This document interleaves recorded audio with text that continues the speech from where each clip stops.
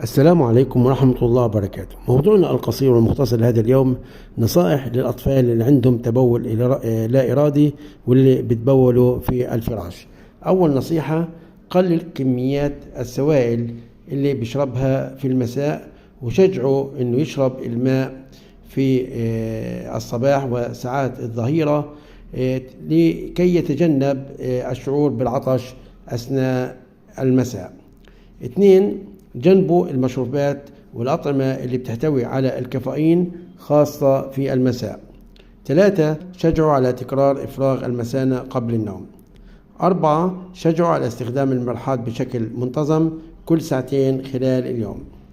5: عالج الإمساك إن وجد.